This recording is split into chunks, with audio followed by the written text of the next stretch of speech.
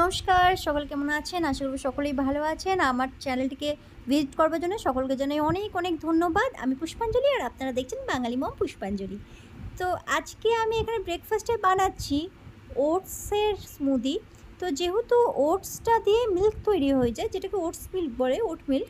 তো সেজন্য আমি এখানে দুধ মেশাচ্ছি না। এটাতে আমি নিয়ে নিচ্ছি 1.5 কাপ ওটস, 2টো কলা, সাথে নেব একটু মধু আর একটু জল।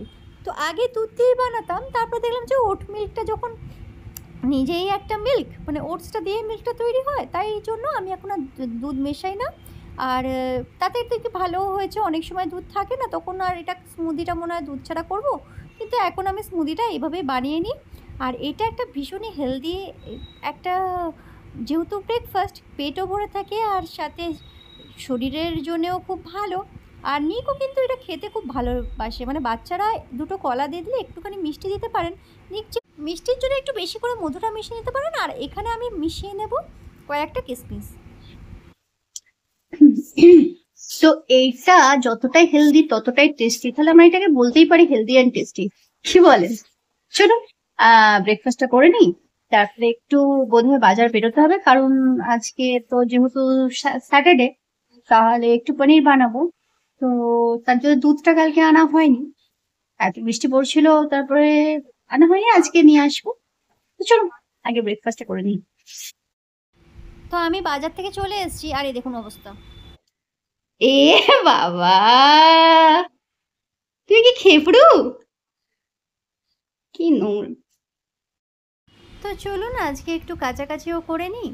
তো স্যাটারডে আর ওয়েডনেসডে চেষ্টা করি কাছাকাছিগুলো করে নেওয়ার, তাতে এই আর নিকের স্কুল ড্রেসগুলো কাচতে হয়। ফ্রাইডেও অনেক সময় কেচে নিই। আর যেহেতু কালকে ভীষণ বৃষ্টি হচ্ছিলো, যার জন্য আর কাচিনি। তো এটা বলে, কিন্তু মানে ওয়াশিং মেশিনে আপনি যতই কাচুন একটা কিন্তু মানে যে এই যে স্টেনগুলো, সেগুলো কিন্তু ছাড়াতে গেলে হাতই লাগে। কারণ যতই অ্যাডভান্স টেকনোলজি বলুক না কেন, কিন্তু এগুলো পরিষ্কার করতে পারে না। মানে আজ আমি প্রায় 2 বছর ধরে এই ওয়াশিং মেশিনটা ইউজ করছি। ভেতরে কিন্তু আপনার স্ক্রাবারও দেওয়া আছে, কিন্তু এই জিনিসগুলো কিন্তু হাতে করে না ছাড়ালে হয় না। ওই যে বলে যে একবার ঘষলেই ঝকঝকে একদম পরিষ্কার হয়ে যায়, মোটেই না। তো ভালো করে ঘষে দিয়েছি আর দিয়ে দিচ্ছি। আর এখানে আমি আজকে বানাবো পনির, বললাম না, তো দুধটা নিয়ে এসেছি। তো আগে কিন্তু অল্প একটু নিচে জলটা দিয়ে দিচ্ছি, তাতে করে কিন্তু নিচে যে পনির, মানে যখন ছানাটা কাটাবেন অনেক সময় লেগে যায়, কিন্তু অল্প একটু নিচে দুধ দিয়ে দিলে তাহলে কিন্তু আর এটা লাগে না। তো আমি এখানে 500 ml একটা প্যাকেট নিয়ে নিয়েছি। আর এটাতে কিন্তু আমি একটুও জল মেশাবো না, যেটুকু নিচে দিয়েছি সেটুকুই। আর এটা খুব ভালো করে ফুটিয়ে নেবো, জাস্ট একটাই ফুট দেবো। দাঁড়ান, এটা ফুটুক। নিক একবার ডাকছিল কেন, চলুন দেখি। প্রথমে এটা আলু ব্যাংকা, ঠিক আছে? শিখিয়ে দাও, আগে শিখিয়ে দাও তো। আচ্ছা, এমনি করে ঢোকাও। হ্যাঁ, ঢোকালে তারপরে করো 1 1 2 2 5 5 6 6 0 0 করো। তবে ঠিক করো, তারপরে বাহ বাহ, খুব ভালো হয়েছে তোমার এটিএম। আবার নিচে ওখানে আবার ক্লিক করার আছে নাকি নিচে? ক্লিক করার আছে। কেমন আছে দেখো, আসো দেখো এখানে দাও। এখানে ক্লিক করে দিয়েছো, হ্যাঁ ভালো করেছো। বাহ, খুব সুন্দর হয়েছে, চলো খেলো। তো ও একটা এটিএম বানিয়েছে, খুব ভালোই বানিয়েছে, চলুন বুদ্ধি লাগিয়ে। আর এদিকে আমার দুধটাও ফুটে গেছে। এরপরে আমি 3 ঢাকা ভিনিগার আর 3 ঢাকা জল দিয়ে যে মিশ্রণটা বানিয়ে রেখেছি, এরপর এটাতে একটু একটু করে আমি দিয়ে দেবো। দেখেছেন খুব ক্রিমি, কিন্তু যত ক্রিমি দুধটা হবে তত কিন্তু পনিরটা সফট হবে আর ভালো হবে। তো এরপরে একদম ফুটে গেছে, চলুন এরপরে মিশিয়ে দিই। তো একবারে মেশাবো না, একটু একটু করে মেশাবো, যা কতটা পড়ে গেল। তো একটু একটু করে কিন্তু মেশাবো। আর যদি মনে করেন যে না, মানে এটা বন্ধ করে দিয়েছি, যদি মনে করেন যে না কিছুতেই কাটছে না, আমারও মাঝে মাঝে হয় কিছুতেই কাটে না, তখন কিন্তু একবার ভিনিগারটা মিশিয়ে একটুখানি দুধটাকে ঠান্ডা করে নেবেন, তারপরে আবার একবার জাল দিয়ে দেবেন। তাহলেই দেবেন কিন্তু সঙ্গে সঙ্গে মানে কিন্তু পুরো ছানাটা কেটে যাবে। তো আমি এখানে পুরো ছানাটা প্রায় কেটে গেছে, আর একটু ঠান্ডা করে নেব। তাহলে আরেকবার যদি মনে হয় তাহলে কিন্তু আরেকবার একটু জাল দিয়ে দেব। আর এখানে হয়ে গেছে, দেখুন জলটা আর ছানাটা কিন্তু আলাদা হয়ে গেছে। এই দেখুন একদম ভালোভাবে একদম দুটো আলাদা হয়ে গেছে। এরপর এটাকে ছেঁকে নেব। তো ব্যাস ছাঁকতে গেলাম, আর তখনই নিক চলে এলো, বলছে ও করবে। ও কখনো পারে বলুন? একবার করতে গিয়ে পুরো মানে ছানাটা জলের সাথে আবার ফেলে দিল। আবার আমি ওটাকে তুলে করলাম।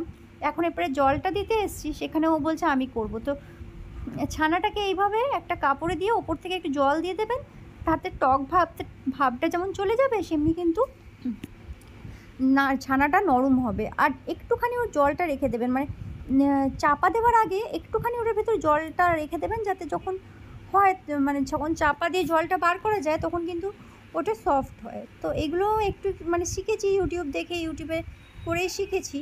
তো এইখানে আমি চাপা দিয়ে রাখবো। আজকাল যেহেতু বলে যে আগে সিনথেটিক পনির, জানি না তাই। আর এটাতে করলে যেমন বাড়ির জিনিসটাও তৈরি হচ্ছে, বাড়িতেই বানানো হচ্ছে, আর খরচাটাও কম, আর সাথে মানে নিজেদের বাড়ির জিনিসটাও একদম ফ্রেশ জিনিসটাও খাওয়া হচ্ছে। তো এইখানে আমি কিছু প্রিপারেশান করে রাখি বলি না, তো এখানে আমি অনেকগুলো আলু নিয়ে নিয়েছি। এগুলোকে ভালো করে ধুয়ে নেব, তারপরে এগুলোকে একদম মানে বিনা খোসা ছাড়িয়ে কিন্তু সেদ্ধ করে নেব। তারপরে যেমন বলেছি একদম ঠান্ডা করে ফ্রিজে রেখে দেবো, যাতে করে এটা কিন্তু আপনার মানে অনেক দিনই ভালো থাকে। আর যখন যেটা দরকার হবে, আর আমাদের যেহেতু বাঙালি বাড়িতে সব সময় আলু লাগে, তো এইগুলো বার করে করে কিন্তু ব্যবহার করা যাবে।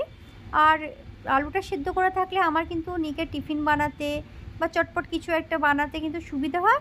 আর তার সাথে এখানে আমি একটা টমেটো পিউরিও বানিয়ে দেবো। আর এই টমেটো পিউরিটা যে শুধু বানিয়ে রাখবার জন্যই নয়, যদি এই টমেটো পিউরিটাতে যেই তরকারিতে দেবেন, মানে যেটাতেই দেবেন, সেটার স্বাদটা কিন্তু একদমই অন্যরকম হয়ে যায়। মানে একদম মনে হয় যে দারুণ একটা ফ্লেভার চলে আসে। কিন্তু তার জন্য আমি এখানে আগে টমেটোগুলোকে পুরো 2-3টে করে কেটে নেব।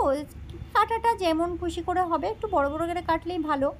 আর তারপরে আমি এটাকে কিন্তু ভালো করে সেদ্ধ করে নেব, একটু নুন দিয়ে এখানে আমি সেদ্ধ করে নেব। আর গ্যাসটা একটু কমিয়ে দিচ্ছি, আর ঢাকা দিয়ে এটাকে কিছুক্ষণের জন্য সেদ্ধ করতে রেখে দিচ্ছি, যাতে এটা খুব ভালো করে সেদ্ধ হয়ে যায়। আর তারপরে এই দেখুন অনেকক্ষণ ধরে ফুটে গেছে। একদম ফুটে যাওয়ার পর এটা কিন্তু ছাল আর ছাড়তে শুরু করে দিয়েছে। এরপরে জল থেকে তুলে ভালো করে এরপরে এটাকে ঠান্ডা হতে দেবো, কারণ ঠান্ডা না হলে তো মিক্সিতে ঘোরানো যাবে না। তো চাইলে ছালটা সমেত দিতে পারেন। আবার যদি মনে হয় যে ছালটা মুখে লাগবে বা ভালো করে পেস্ট হবে না, তখন সেই ক্ষেত্রে ছালটা ছাড়িয়ে দেবেন। আমি ছালটা ছাড়িয়ে দেবো, কারণ নিকের আবার মানে ভালো করে পেস্ট করলে ওর একটু মানে ছাল জিনিসটা ভালো লাগে না। তো এখানে আমি এটাকে এখন একটু রেখে দেবো ঠান্ডা হতে। আর অনেকক্ষণ ধরে মনটা চা করছে, সকাল থেকে তো চা খাওয়া হয়নি। আর সকালে যেহেতু আমি প্রথমে লেবু জল খাই, তারপরে কিছু খেয়ে নিই, চাটা একটু দেরি করেই খাই। মানে ঘুম থেকে উঠে না উঠে চা খাওয়ার অভ্যাসটা একদমই ছেড়ে দিয়েছি। আর যেটা নাকি খুব ভালো শরীরের পক্ষে, জানি না, চেষ্টা করি যতটা করার। তো এখানে আমি একটু চা বানিয়ে নেব, আর একটু চা খেয়ে মানে যতক্ষণ এদিকে চাটা হচ্ছে ততক্ষণ আমি এদিকে ছালটা ছাড়িয়ে নেবো। এখনও গরম আছে জানেন তো, এখনও একদম ঠান্ডা হয়ে যায়নি। কিন্তু দেখলাম এই সময়টাকে কিছু তো একটা কাজে লাগিয়ে দিই, যার জন্য এখানে আমি ছাড়িয়ে দিচ্ছি। তো আজকে বানাবো পনির আর একটা পটলের একটা রেসিপি আপনাদের সাথে শেয়ার করব। নিক পটল একদম খেতে চাইতো না। এই আমার চা হয়ে গেছে, চলুন চাটা খাই। জানেন তো নিক একদম পটল খেতে চাইতো না। তো হঠাৎ করে সুপ্রতীকে একদিন একটা পটলের রেসিপি বানালো, আর তারপর থেকে কিন্তু নিক পটল খেতে এখন খুব ভালোবাসে। আর এদিকে দেখুন আলুগুলো হয়ে গেছে। আমি কিন্তু আলুগুলোর খোসা ছাড়াবো না, একদম আলুগুলোকে যেমন আছে ওই রকমভাবে। আর যেগুলো খোসাগুলো ছেড়ে গেছে সেগুলোকেই আজকে আমি কাজে লাগিয়ে দেবো। তাহলে ওগুলো মানে আজকেই কাজে লাগিয়ে দেবো। আর যেগুলো একদম ভালো আছে সেগুলো কিন্তু ছালগুলো না ছাড়িয়ে ঠান্ডা হওয়ার পর ফ্রিজে দিয়ে দেবো। তো এইখানে আমি টমেটোটাকে ঘুরিয়ে দিচ্ছি, আর এই টমেটো পিউরিটাকে একটু তেলে খুব ভালোভাবে কিন্তু কষিয়ে নেব। এটাই কিন্তু আসল মানে রেসিপি বানানোর। আপনারা এমনি বেটে রেখে দিতে পারেন, অবশ্য বেটে রেখে দিলে বেশি দিন না, খুব তাড়াতাড়ি ইউজ করে দেবেন। কিন্তু এইটা যদি বানিয়ে রাখেন, তাহলে কিন্তু শুধুমাত্র এটা প্রিজার্ভ করে রাখার জন্যই নয়, একদম দুর্দান্ত একটা টমেটোর পেস্ট তৈরি হয়ে যাবে। সাথে যেই তরকারিতে দেবেন, দেখে একবার বানিয়ে দেখবেন, আপনারা যেই তরকারিতে দেবেন সেই তরকারির স্বাদ কিন্তু একদম দারুণ হয়ে যাবে। তো এখানে আমি দিয়ে দিয়েছি। আর এটাতে একটু ভিনিগার মিশিয়ে দেবো। হয়তো আমার কাছে বেশি দিন থাকবে না, দেখেছেন অতটা পিউরি কিন্তু এরকমভাবে একদম মানে জলটা মরে ফুটে কিন্তু একদম এই কোয়ান্টিটিতে চলে আসতে হবে। তাহলে কিন্তু এটা একদম দেখুন হয়ে গেছে। এরপরে বার করে নেবো। এরপরে একদম এটাকে ঠান্ডা করে একটা কাঁচের শিশিতে কিন্তু রেখে দেবো। এটা যে কোনো সময় যে কোনো তরকারিতে কিন্তু ইউজ করতে পারেন। আর বলছিলাম না একটা পটলের রেসিপি আপনাদের সাথে শেয়ার করব। পটলগুলো কেটে নিয়েছি, এরপরে পটলগুলোকে একটু ভেজে নেব। আপনারা চাইলে ভেজেও নিতে পারেন, আবার চাইলে কিন্তু সেদ্ধও করে নিতে পারেন। আগের দিন সেদ্ধ করেছিলাম, সেটাও কিন্তু খুব সুন্দর হয়েছিল, কিন্তু ভেজে দিলে নাকি টেস্টটা আরও ভালো লাগে। সুপ্রতীক বললো ও ভেজে দেয়, তো আমি দেখলাম ঠিক আছে এটাকে ভেজে দিচ্ছি। আসলে সুপ্রতীক কী করে পটলেরটাকে ভেজে তার সাথে কিন্তু একটা বড় মাছের পিসকে কাঁটা ছাড়িয়ে দিয়ে কিন্তু জিনিসটা তৈরি করে, কিন্তু আমি এখানে নিরামিষই তৈরি করছি। এখানে পটলটাকে খুব ভালোভাবে ভেজে নিতে হবে, একটু নুন হলুদ দিয়ে দেবো। বড় ব্লেড দিয়ে। বড় প্লেট দিলে কি হয়েছে? হ্যাঁ চালিয়ে দেখো, চালিয়ে দেবো। কই দেখি। বাহ, খুব সুন্দর। বাহ বাহ বাহ, দারুণ হয়েছে। এটা আমার মেকআপের জন্য? হ্যাঁ হ্যাঁ, আচ্ছা থ্যাংক ইউ। তারপরে ইলেকট্রিক চলে। যখন ইলেকট্রিক চলে যাবে তখন এটা দিয়ে হাওয়া খাবো? ঠিক আছে, চলো চানটা করো মামা, চানটা করো।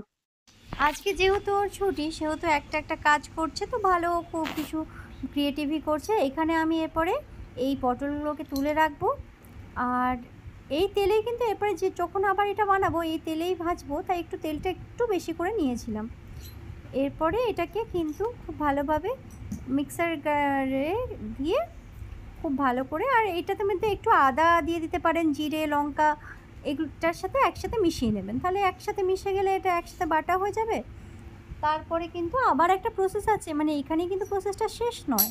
তবে হ্যাঁ, যারা পটল খেতে চায় না বা পটল ভালো লাগে না তাদের জন্য কিন্তু এটা দুর্দান্ত একটা রেসিপি। আর নিরামিষের দিনেও এটা বানিয়ে নিয়ে খেতে পারেন, পটল ভর্তা বলতে পারেন এটাকে। এরকম মানে অনেক সুন্দর রেসিপিও কিন্তু এখন আমরা জানতে পারছি, বলুন ইউটিউবের মানে জন্য। তো এইখানে আমি দিয়ে দিয়েছি, এক হাতে করতে গিয়ে দেখলেন কি কাণ্ডটা করলাম। তো যাই হোক, এটাকে খুব ভালোভাবে ভেজে নিতে হবে, যতক্ষণ না তেলটা ছাড়ছে ততক্ষণ ভেজে নেবেন। আর এটাতে একটু নুন, একটু হলুদ, তারপরে একটু কাশ্মীরি লঙ্কার গুঁড়ো, আর যদি থাকে তাহলে একটু সবজি মশলা মিশিয়ে নেবে, আর যদি না থাকে একটু গরম মশলার গুঁড়ো না হলেও চলে, মানে এগুলো না মেশালেও এটা স্বাদটা দুর্দান্ত হয়।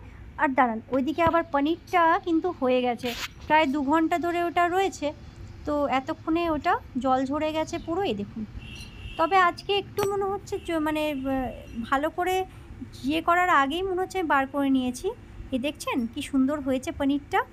তো এটা মানে এত সফট হয় আর এত ভালো হয়, মানে খেলে বুঝতেই পারবেন না যে বাইরের পনির নয়। দেখুন কত সফট হয়েছে। তো আজকে এটা দিয়ে তরকারিটা বানাবো, আর তাহলে বাড়িতেই হয়ে গেল, চটপট হয়ে গেল, বেশিক্ষণ লাগলোও না, আর ফ্রেশ জিনিসটাও খেতে পারবো, আর নিজে করে বানাতে আমার খুব ভালো লাগে। আর এরপরে এইটারও তেল ছেড়ে দিয়েছে। তো চলুন, আজকের ভিডিও এই পর্যন্ত। কেমন লাগলো অবশ্যই জানাবেন, আর ভালো লাগলে অবশ্যই লাইক কমেন্ট আর শেয়ার করে নেবেন ভিডিওটাতে সবার সাথে, তাহলে পরে আবার দেখতে পারবেন বা এই রেসিপিগুলো মনে থাকবে, সেভ করেও রাখবেন, আর ভিডিওটাকে সেভ করে রাখবেন। তো চলুন, আজকে এই পর্যন্তই। আজকে তবে আসি, সবাই ভালো থাকবেন, আবার দেখা হবে খুব শীঘ্রই নতুন একটা ভিডিও নিয়ে।